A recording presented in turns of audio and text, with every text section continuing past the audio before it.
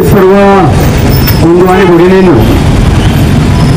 आज या ठिकाणी आपण दिनांक 22 एप्रिल 2025 दुपारी 3:30 वाजता आपल्या भारताचं नंदनवन म्हणून आपण ज्याला ओळखतो त्या काश्मीरमध्ये आणि काश्मीरच्या एका भैसरण व्हॅलीमध्ये की जी बेताब व्हॅली म्हणून आपल्या संपूर्ण भारतामध्ये प्रसिद्ध आहे, ते भारताचं स्वित्झर्लंड, मिनी स्वित्झर्लंड अशा ठिकाणी पाक पुरस्कृत दहशतवाद्यांनी अचानकपणानं त्या पर्यटकांवरती हल्ला केला आणि त्या हल्ल्यामध्ये या देशातील निष्पाप असे 28 पर्यटकांचे प्राण गेलेले आहेत। बांधवांनो, हा जो हल्ला आहे तो हल्ला त्या पर्यटकांवरती झालेला नाहीये, तो हल्ला या भारत देशावरती झालेला आहे।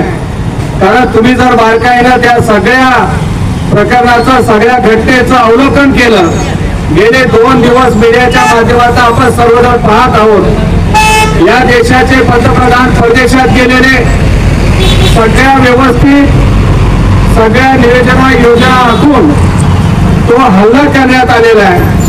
ते जे काय असतील 4, 5, 3, 2 अतिरेकी पाकिस्तानातून भारतात येतात कसे आणि आल्यानंतर या ठिकाणी हल्ला होतो, ते ठिकाण काय असं एकदम शांत निरोप किंवा कुठेही वस्तीपासून दूर नाहीये। पहलगाम पासून 6 किलोमीटर अंतरावरती ती व्हॅली आहे की रोजचे त्या ठिकाणी 5-6 हजार पर्यटक फिरायला जात असतात, आपलं आयुष्य एन्जॉय करण्यासाठी जात असतात। आणि अशा वेळेला त्या ठिकाणी ते अतिरेकी येतात आणि वैशिष्ट्य या हल्ल्यातलं एक आहे की प्रत्येक माणसाची जात धर्म विचारला जातो आणि हिंदू असेल त्याला गोळ्या घालून ठार मारलं जातं। जो तो सांगितलं मी मुस्लिम आहे तर त्याला कलमा पडायला लावल्या जातात, त्याला सोडलं जातं। हे का घडते बांधवांनो? 370 कलम काश्मीरमधनं ज्यावेळी रद्द झालं त्यावेळेपासून आपण पाहतोय काश्मीरमध्ये नाही म्हणलं तरी पर्यटकांची संख्या ही देशभरात जगभरात वाढायला लागलेली आहे। काश्मीर स्थानिक जो त्या ठिकाणचा रहिवासी आहे, मुस्लिम असेल किंवा कुणी असतील, ते चांगल्या प्रकारचं जीवन जगायला लागलेले आहे, चांगलं उत्पन्न त्याला मिळायला लागलेलं आहे। अशा वेळेला त्याच्यावरती जर हल्ला केला तर येणारे पर्यटक थांबतील।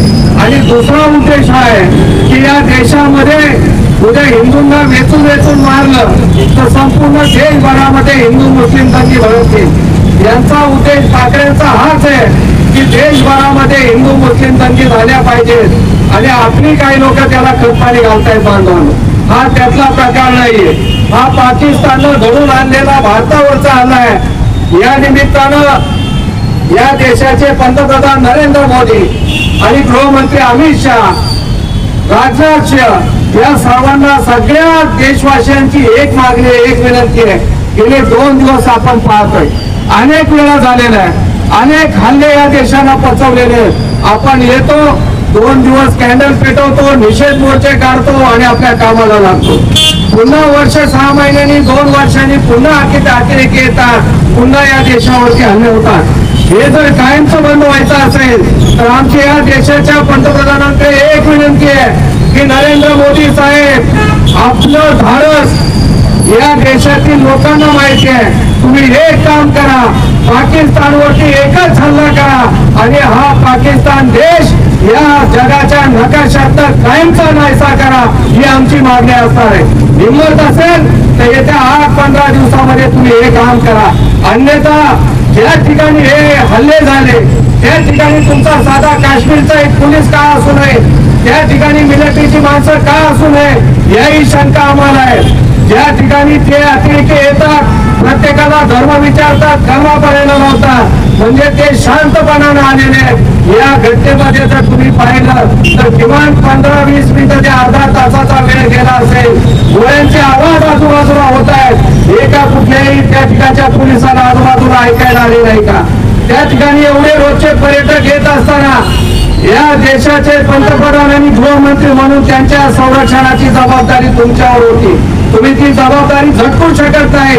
आज कुठल्याही मीडियामध्ये कुठल्याही न्यूज चॅनल मध्ये ही बातमी दाखवली जात नाही. त्या ठिकाणी पोलीस बंदोबस्त का नव्हता? आपण पाहतो आता या ठिकाणी आपला मोर्चा चालू आहे, तरी देखील 4-2 पोलीस आपल्या संरक्षणासाठी या ठिकाणी.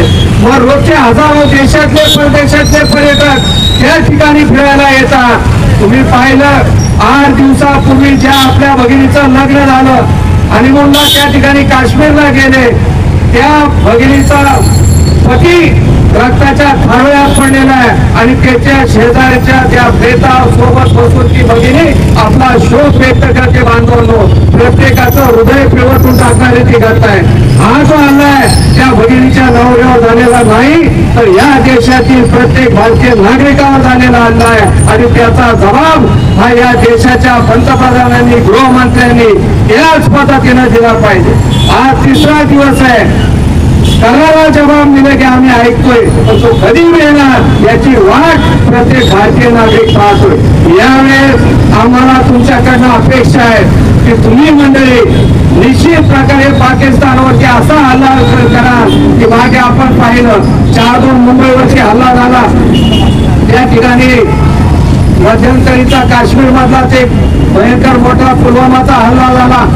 अनेक हल्ले झाले गेले ते आपण सगळे पचवलेले आहेत. पण हा हल्ला जर पचवला तर या देशाच्या अर्थकारणावरती त्याचा प्रचंड परिणाम होणार आहे. तुम्ही पाहिलं जसे हिंदू मारले तसंच त्या ठिकाणी एक आमचा मुस्लिम बांधव तो घोड्याची सवारी करून सगळ्या पर्यटकांना रोज फिरायला नेत होता आणि त्याच्यावर मिळणाऱ्या 2 पैशावरती त्याचा प्रपंच चालू होता, उदरनिर्वाह चालू होता.